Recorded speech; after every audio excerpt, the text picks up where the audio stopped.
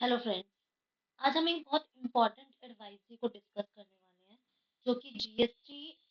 ने इशू की है, which is on differences in value table 8A and 8C of annual return financial year 23-24। तो friends, ये advisory issue करने की हमें जरूरत इसलिए पड़ गई जीएसटी को, क्योंकि जो इन्होंने 17-18 से लेके 2022-23 की हम रिटर्न फाइल कर रहे हैं, एनुअल रिटर्न जो हम फाइल कर रहे हैं, वो हमारा जो 8 था उसके अंदर वो हमारा 2 वे से ऑटो पॉपुलेट हो रहा था। बट इन्होंने इसी साल एक चेंज हमें बताया, जहाँ पे इन्होंने बोला कि जो 8A की फिगर आएगी वो हमारे 2A से ना आके 2B से ऑटो पॉपुलेट होगी। तो उस वजह से कुछ कंफ्यूजन क्रिएट हुए, कुछ डाउट्स अराइज हुए कि किस तरह की ट्रांजेक्शन को कैसे रिपोर्ट किया जाना चाहिए, जिसको लेके डिपार्टमेंट ने हमें 5 केसेस दिए हैं, 5 केसेस, जहाँ पे उन्होंने बताया कि रिपोर्टिंग किस तरीके से की जाएगी। हम पहले ये 5 केसेस को देख लेते हैं कि उन्होंने कैसे हमें रिपोर्टिंग बताई है, और एक बार जब हम ये देख लेंगे तो उसके बाद हम अपने 5 केसेस के बेसिस पे जो हमने केसेस बनाए हैं उसको गो थ्रू करेंगे, ताकि हमें बहुत अच्छे से पिक्चर क्लियर हो जाए और हम अपनी रिपोर्टिंग बहुत क्लियरली और एक्यूरेटली कर पाए जीएसटी 9 के अंदर। इसको आप एडवाइजरी को इस पे डिफरेंट व्यूज हैं फ्रेंड्स, जहाँ पे कुछ ये व्यूज है कि ये एडवाइजरी हमारी एक्यूरेट नहीं है, इसमें कुछ क्लैरिफिकेशन आएगी जो कि बहुत करेक्ट है, बहुत क्लियर है, क्योंकि इसमें डिपार्टमेंट ने सपोज एक ट्रांजेक्शन की वजह से मुझे 2 रिपोर्टिंग करनी है, एक 6 में भी करनी है, एक टेबल 8 में भी करनी है। तो उन्होंने 8 के लिए सपोज उन्होंने बता दिया कि ऐसे रिपोर्ट कर दो या ऐसे रिपोर्ट मत करो, बट टेबल 6 में क्या करना है वो उन्होंने कुछ नहीं बताया। तो क्लैरिफिकेशन की जरूरत जरूर है, बट हाँ, ऐसा नहीं है कि हम इसे फॉलो नहीं कर सकते। तो हम एक बार इस एडवाइजरी को देख लेते हैं और उसके बाद अपने केसेस को देख लेते हैं शॉर्टली, और तब हम देखते हैं कि हमें कितना बेनिफिशियल है इस एडवाइजरी को अपने जीएसटी 9 में फॉलो करना। क्योंकि अननेसेसरी अगर हमने इसको छोड़ दिया,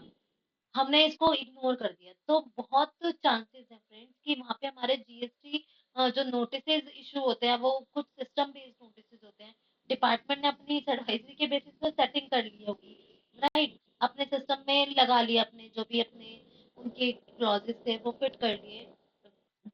बट हम अपने यहाँ पे उस चीजों को इम्प्लीमेंट नहीं कर रहे या फिर उस चीजों को फॉलो नहीं करेंगे, तो हमारे डिफरेंसेस जरूर आएंगे उनके सिस्टम से, और हमें जो नोटिस आने के चांसेस बढ़ जाएंगे। अगर नोटिस आते भी हैं हमारे दूसरे सिनेरियो में जहाँ पे हम ये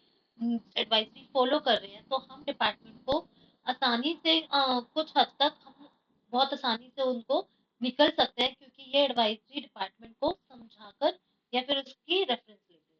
बट अगर हम कुछ अलग ही अपने रिपोर्टिंग कर रहे होंगे, तो उस केस में थोड़ा मुश्किल होगा कि हम किस तरीके से चीजों को आगे कैरी फॉरवर्ड कर पाएंगे। तो चलिए स्टार्ट करते हैं, उसके बाद हम अपने केसेस डिस्कस करेंगे। तो आशा करती हूँ कि आपको इस वीडियो के थ्रू ये एडवाइजरी बहुत अच्छे से समझ आ जाएगी। जहाँ पे भी आपको डाउट होगा फ्रेंड्स, आप मुझे मैसेज के अंदर या फिर कमेंट सेक्शन में कह सकते हो कि आप उसे मेंशन करके अपनी क्वेरी को आप मुझसे पूछ सकते हैं। सो पहला केस अगर हम डिस्कस करें फ्रेंड्स, तो यहाँ पे है कि जो इनवॉइस हमारे 23-24 की डेट का है, बट सप्लायर ने उसको 23-24 में रिपोर्ट नहीं किया, और उसने जो रिपोर्ट किया है वो 24-25 में आकर उसने कहीं पे रिपोर्ट किया है, up to prescribe time period अगर हम बात करें। तो उस केस में हम कैसे इसको रिपोर्ट करेंगे, क्योंकि वो मेरे 8A में नहीं आएगा आपकी बात, क्योंकि मेरी 8A 2B के हिसाब से हो रही है और 2B में वो रिफ्लेक्ट नहीं हो रहा है इनवॉइस। तो कैसे मैं इसको रिपोर्ट कर सकती हूँ? तो यहाँ पे डिपार्टमेंट ने बोला है कि ये आईटीसी जो इस तरह का आपका ट्रांजेक्शन होगा वो आप 8C और टेबल 13 में रिपोर्ट कर दीजिए, और इसको आपको बेसिकली 8C और टेबल 13 में रिपोर्ट कर देना है। बाकी आपका जो डिफरेंस 8B में आएगा वो आपको जस्टिफाई कर सकते हो आप आगे, क्योंकि आप टेबल 13 में भी उसे रिपोर्ट कर रहे हो। तो ऑल्दो आपका टेबल 13 ऑप्शनल है, राइट, बट आपको ये एडवाइजरी बोल रही है कि आप उसे रिपोर्ट करना चाहिए, shall report, not even should report, shall report, कि आपको उसे इसमें रिपोर्ट करना है, राइट। तो सेकंड पॉइंट अगर हम बात करें, तो वो है कि हमारा 23-24 का आईटीसी था, 23-24 में हमने क्लेम भी कर लिया था, मेरे 2B में भी आ गया था, बट बिकॉज मैंने वेंडर पेमेंट नहीं करी 180 डेज के अंदर, तो मुझे उसे रिवर्स करना पड़ा, 24-25 में जाके मैं उसे क्लेम कर रही हूँ। तो यहाँ पे उन्होंने बोला है कि 24-25 की जब आप 9/9 भरेंगे, तो उस टाइम पे 24-25 के 9 के टाइम पे आप उसको टेबल 6H में रिपोर्ट कर दीजिएगा, और इस बार आप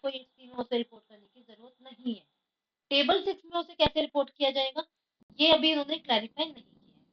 तो वो चीज अभी हम आगे डिस्कस करेंगे। नेक्स्ट पॉइंट हमारा फ्रेंड्स यहाँ पे आएगा, जहाँ पे 23-24 का इनवॉइस है, बट क्योंकि मेरे पास गुड्स नहीं आए 23-24 के अंदर, तो मैंने इसीलिए उसको क्लेम करके 4A5 में उसको 4B2 में रिवर्स कर दिया। तो कैसे मुझे इस चीज को रिपोर्ट करना है, और मैंने इसको जो रिपोर्ट रिक्लेम किया है वो मैंने उसको 24-25 में जाके रिक्लेम किया, which is of course obviously till the specified time period. तो यहाँ पे उन्होंने बोला है कि आप इस तरह के आईटीसी को 8C के अंदर और टेबल 13 में रिपोर्ट कर दीजिएगा। बाद में उसको कैसे रिपोर्ट करना है उसमें उन्होंने कुछ भी कमेंट नहीं किया है। फोर्थ पॉइंट पे अगर हम आते हैं फ्रेंड्स, तो यहाँ पे है 22 का आईटीसी,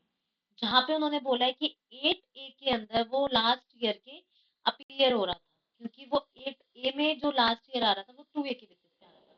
बट बिकॉज वेंडर ने मेरी जो नाइन अपनी 1 फाइल की है 22-23 के इनवॉइस के लिए, वो 23-24 में फाइल की है, तो वो टू बी में आ रहा होगा 23-24 की, और इस वजह से वो मेरे 8A का भी पार्ट बन जाएगा 23-24 के अंदर। तो उसके अंदर उन्होंने बोला है कि आपको इसे 8C में डालने की कोई जरूरत नहीं है। टेबल 6 में उसको कैसे दिखाना है वो उन्होंने उस पर कोई कमेंट नहीं किया है। लास्ट पॉइंट फ्रेंड्स जो हमारा आता है इसमें ये है कि हमारा आईटी हमने रिक्लेम किया,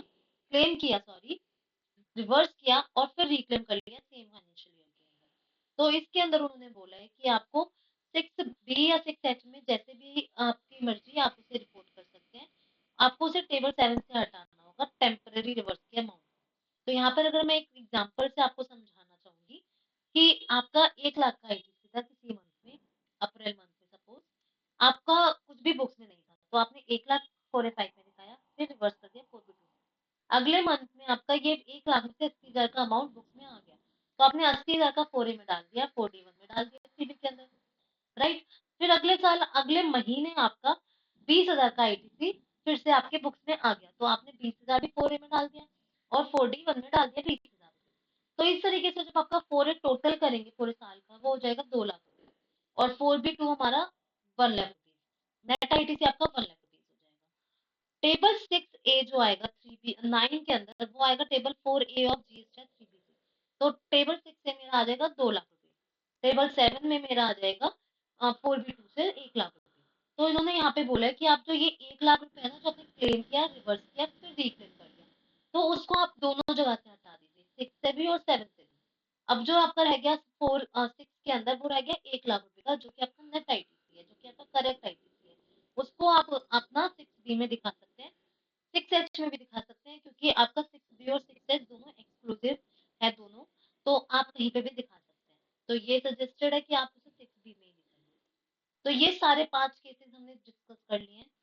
जहाँ पे उन्होंने अपनी रिपोर्टिंग सजेस्ट की है। अब इन 5 केसेस के बेसिस पे हम कुछ अपने समरी पॉइंट डिस्कस करेंगे, ताकि हमें बेटर पिक्चर मिल जाएगी और हम उसको अच्छे से क्रैक कर पाएंगे।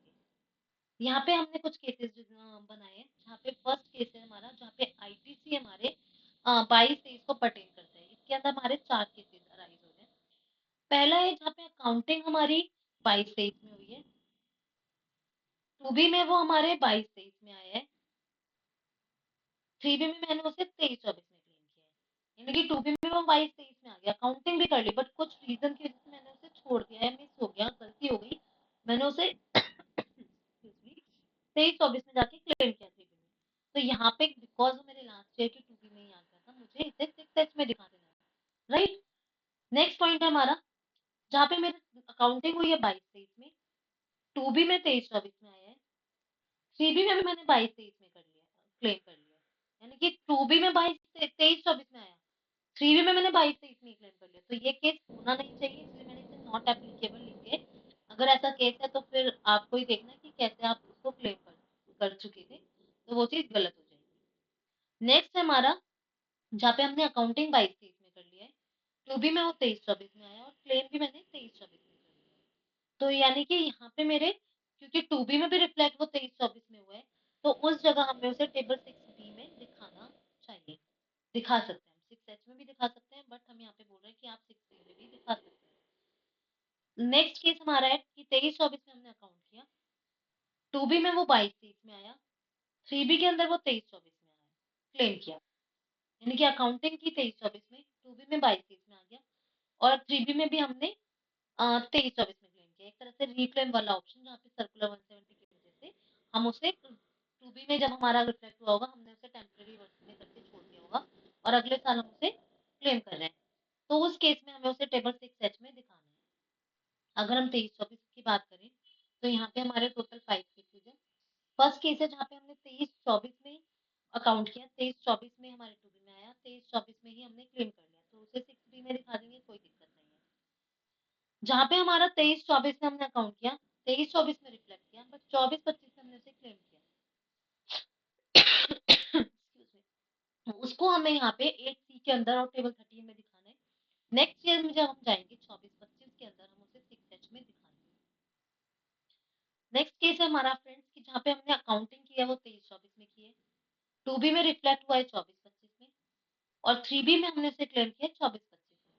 तो इस केस में भी हम जो इस साल उसको रिपोर्ट करेंगे वो 8C और 8 टेबल 13 में कर देंगे,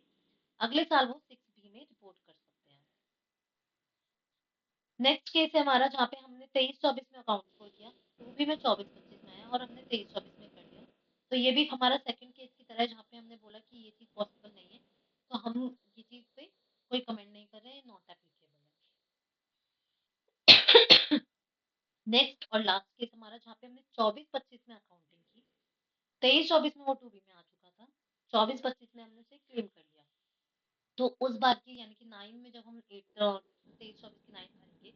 हमें उसे 8C में और टेबल 13 में दिखा देना है, और अगले साल हम उसे 6H में दिखा सकते हैं। तो यहाँ पे फ्रेंड्स एक कॉमन चीज जो निकल कर आई वो ये आई कि जब टू बी में रिफ्लेक्ट हमारा हुआ है, उस साल की हमें उसे 6B में दिखाना है। यानी कि अगर वो मेरे पहले साल की टू बी में आ गया था, अब मैं नेक्स्ट ईयर उसे क्लेम कर रहा हूँ, तो इस बेटर की मैं उसे 6H में दिखा दूँ, 6B में ना दिखाऊं। बट अगर मेरा वो इसी साल की टू बी में आया है, इसी साल मैं उसे क्लेम कर रहा हूँ, तो मैं उसको 6B में दिखा सकता हूँ 6H की जगह। तो एक छोटी सी समरी है ये, जो हमने अपनी निकाली है, अपनी समझ से बनाई है। हो सकता है इसमें आपकी कुछ और राय हो, तो आप जो एक्यूरेट और आपको बेटर अप्रोच लगे वो आप उसे फॉलो कीजिए, और इसके अकॉर्डिंग आप अपनी रिटर्न 990 जिसकी ड्यू डेट अब बहुत पास आ चुकी है, आप उसे फाइल कीजिए। अगर आपको इसमें कोई भी डाउट या कोई कंसर्न रह जाएगा, आप मुझे कमेंट सेक्शन में मैसेज कर